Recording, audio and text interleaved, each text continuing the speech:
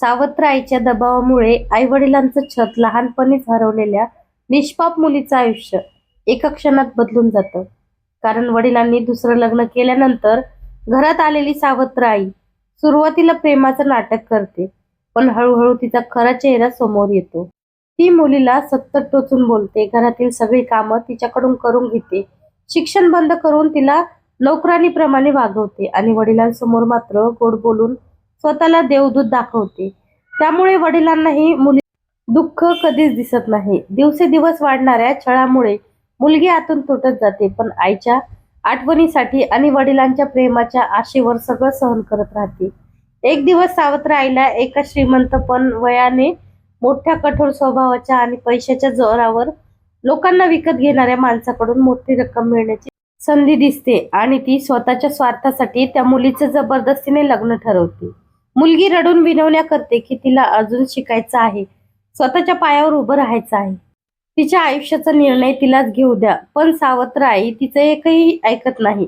उलट तिच्यावर मानसिक अत्याचार करून तिच्या वडिलांच्या मनात तिच्याविषयी गैरसमज निर्माण करते. वडीलही सावत्र आईच्या खोट्या गोष्टीवर विश्वास ठेवून मुलीला दोष देतात आणि तिच्या डोळ्यातील अश्रूकडे दुर्लक्ष करतात. लग्नाचा दिवस उजाडतो, हातावर मेहंदी असते, पण मनात दुःखाचं वादळ असतं. सनईचे सूर वाजत असतात, पण तिच्या हृदयात फक्त वेदनाची खिकाळी घुमत असते. प्रत्येक जण तिच्या चेहऱ्यावर हसू शोधत असतो, पण तिच्या डोळ्यांमध्ये फक्त तुटलेल्या स्वप्नांची राख दिसत असते. शेवटी समाजाच्या भीतीने आणि वडिलांच्या मानरक्षणासाठी ती गळ्यात मंगळसूत्र घालून त्या अनोळखी माणसाच्या घरी निघून जाते. पण तिला माहित नसतं की नियतीने तिच्यासाठी वेगळंच पान लिहिलेलं आहे.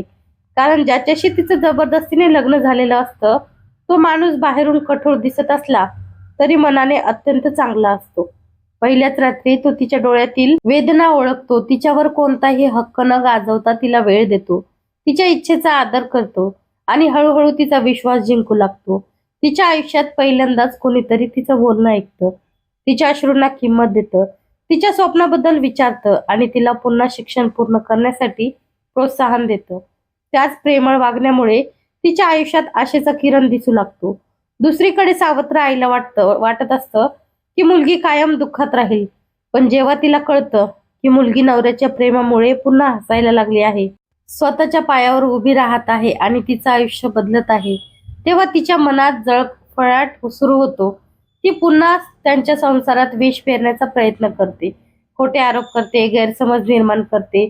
पण यावेळी मुलीचा नवरा तिच्या पाठीशी खंबीरपणे उभा राहतो, सत्य समोर आणतो, वडिलांनाही सावत्र आईचा खरा चेहरा दाखवतो आणि अनेक वर्षापासून अन्याय सहन करणाऱ्या त्या मुलीला अखेर न्याय मिळतो. वडिलांना स्वतःची चूक कळते, ते मुलीची माफी मागतात. सावत्र आईचे सर्व डाव उधळून लागतात आणि जी मुलगी एकेकाळी जबरदस्तीच्या लग्नामुळे स्वतःचं आयुष्य संपलं असं समजत होती, तीच मुलगी स्वतःच्या ध्येयाने, नवऱ्याच्या प्रेमाने आणि सत्याच्या जोरावर नव्या आयुष्याची सुरुवात करते.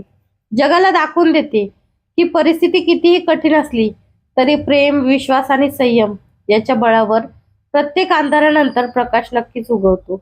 लग्नाची सगळी विधी संपल्यानंतर नववधूच्या डोळ्यातून अश्रू थांबतच नव्हते. प्रत्येक जण तिच्या चेहऱ्यावर हसू शोधत होता, पण तिचं मन पूर्णपणे तुटलं होतं. गाडी हळूहळू सासरी निघाली तसं तिने शेवटच्यांदा वडिलांकडे पाहिलं, पण त्यांनीही नजर चुकवली. सावत्र आईच्या चेहऱ्यावर मात्र विजयाचं हास्य होतं, जणू तिने एखादा मोठा डाव जिंकला होता.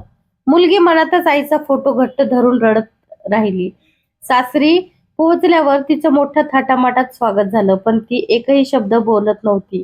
सगळ्यांना वाटलं नवीन घर असल्यामुळे ती घाबरली आहे, पण तिच्या मनात सुरू असलेलं वादळ कोणालाच माहिती नव्हतं. रात्रीची वेळ झाली. नवरा खोलीत आला. तिने भीतीने डोळे मिटले, कारण आता आयुष्य आणखी भयानक होणार अशी तिची समजूत झाली होती. पण तो तिच्या जवळ न बसता थोडं अंतर ठेवून शांतपणे म्हणाला, तुला घाबरण्याची गरज नाही. हे लग्न तुझ्या इच्छेविरुद्ध झालं आहे, हे मला तुझ्या डोळ्यातून समजलं आहे. मी तुझ्यावर कधीच जबरदस्ती करणार नाही.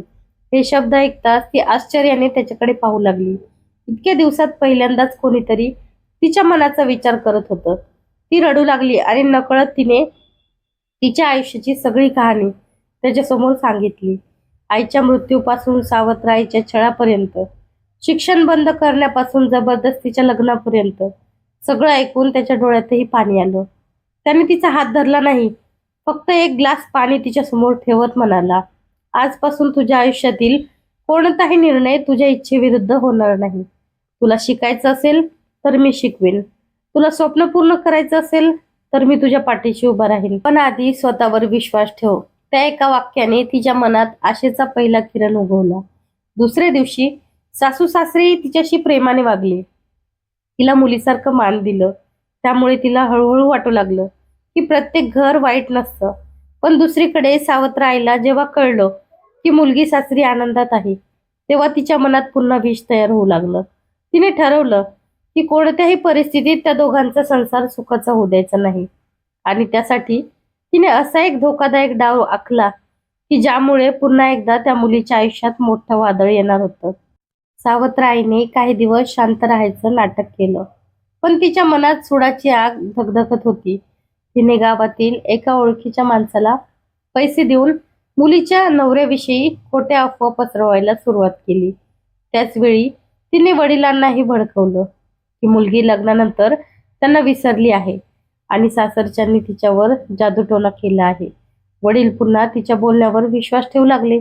एक दिवस सावत्र अचानक मुलीच्या सासरी आली आणि सगळ्यांसमोर खोटे अश्रू ढाळत म्हणाली, माझ्या मुलीला त्रास देऊ नका, तिला परत माझ्यासोबत पाठवा. मुलगी तिचा खरा चेहरा ओळखून शांत राहिली, पण सासरच्यांना काहीच समजत नव्हतं. सावत्र आईने चोरून मुलीच्या कपाटात काही दागिने ठेवले आणि मोठ्याने आरडाओरडा करत आरोप केला की तिने माहेरचे दागिने चोरले आहेत. क्षणभर सगळे हादरले. गावातील लोकही घराबाहेर जमले. मुलगी रडत होती, पण स्वतःला निर्दोष असल्याचं सांगत होती. तिचा नवरा मात्र एक शब्दही न बोलता शांतपणे सगळं पाहत होता. त्याला आधीपासूनच सावत्र आईच्या वागण्यावर संशय होता. त्याने घरातील सीसीटीव्ही कॅमेऱ्याचं फुटेज काढलं आणि सगळ्यांसमोर टीव्हीवर चालू केलं. फुटेजमध्ये सावत्र आई स्वतःच कपाटात दागिने ठेवताना स्पष्ट दिसत होती. ते पाहताच सगळ्यांच्या पायाखालची जमीन सरकली. वडिलांच्या हातातून पाण्याचा ग्लास खाली पडला. गावकऱ्यांनी सावत्र आईला जाब विचारायला सुरुवात केली. तिचं खोटं एका क्षणात उघड झालं. मुलगी रडत नवऱ्याकडे